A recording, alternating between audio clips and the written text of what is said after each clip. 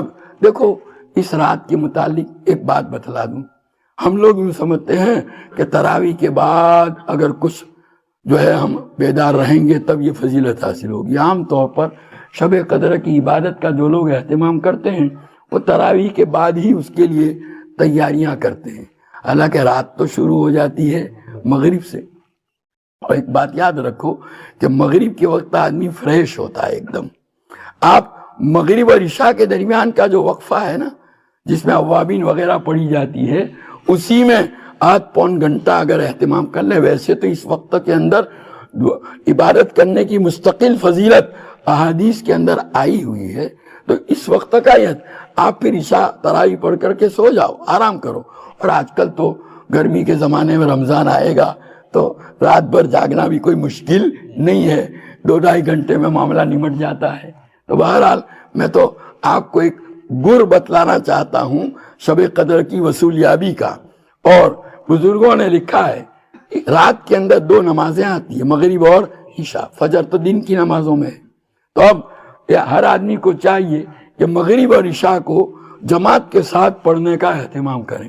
لیکن مصیبت یہ ہے کہ ہم رمضان کی افطاری کے اندر ایسے مشغول ہوتے ہیں کہ یہ مغرب کی جماعت کے اندر بہت سوں کی طرف سے کوتاہی ہو جاتی ہے. ارے بھائی وہ آپ کے گھر میں رکھی ہوئی ہے وہ افطاری, کوئی لے کے جانے والا نہیں ہے. آپ تو کھجور کے 2 دانے لے کر مسجد میں آ جاؤ اور افطاری کر کے اطمینان سے مغرب پڑھ کے اور اوابین سے فارغ ہو کر گھر جاؤ. وہاں سارا دسترخوان سجایا ہے, آپ کا حصہ کوئی لینے والا نہیں.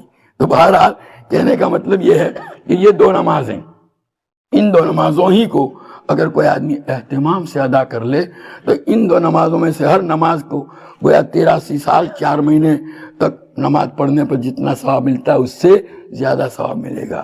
دوسرا گر بتلاؤں, حدیث میں آتا ہے کہ نبی کریم صلی اللہ علیہ وسلم نے ارشاد فرمایا کہ کوئی آدمی مغرب کی نماز جماعت کے ساتھ پڑھے تو اس آدھی رات کی عبادت کا ثواب ملتا ہے. اور اگر ساتھ میں فجر کی نماز بھی جماعت کے ساتھ پڑھ لے تو پوری رات کی عبادت کا ثواب مل جاتا ہے. گویا مغرب اور فجر کو ہم نے سنبھال لیا, جماعت کے ساتھ پڑھنے کا اہتمام کر لیا تو مفت میں پوری رات کی عبادت کا ثواب کیا ہو جائے گا, حاصل ہو جائے گا. تو یہ بھی کتنا آسان نسخہ ہے کہ اگر رمضان میں ہم اہتمام کریں کہ ہماری مغرب عشاء اور فجر جماعت کے ساتھ. لیکن فجر میں کیا ہوتا ہے, سحری کھا کے ذرا میں 2 منٹ سستا لوں, اور جو پڑھے تو ایسے پڑھے کہ فجر کی جماعت تو گئی, نماز بھی قضا ہو گئی. کائے کو سمو گے بھائی, وہاں اتنی دیر آپ مسجد میں چلے جاؤ, وہاں دعا کرو, تلاوت کرو, اس میں مشغول ہو جاؤ. تو بہرحال یہ لیلۃ القدر کو حاصل کرنے کا کم سے کم درجہ میں نے آپ کو بتلایا. پوری رات جاگنا ضروری نہیں, بلکہ پوری رات جاگنے میں ایک دوسری دشواری ہے, وہ یہ ہے کہ نفس اور شیطان ہماری عبادتوں کو ضائع کر سکتے ہیں. پوری رات جاگے تو ہمیں ہو سکتا ہے کہ دوسرے کی عبادت کے متعلق تحقیر کا جذبہ پیدا ہو. یار فلانا اتنا بڑا مولوی ہو گیا, اس کے باوجود اس نے تو پوری رات کی عبادت نہیں کی, میں پوری رات جاگا. شیخ سعدی رحمۃ اللہ علیہ فرماتے ہیں کہ ایک مرتبہ اپنے والد صاحب کے ساتھ رات بھر عبادت میں مشغول رہا, تہجد میں.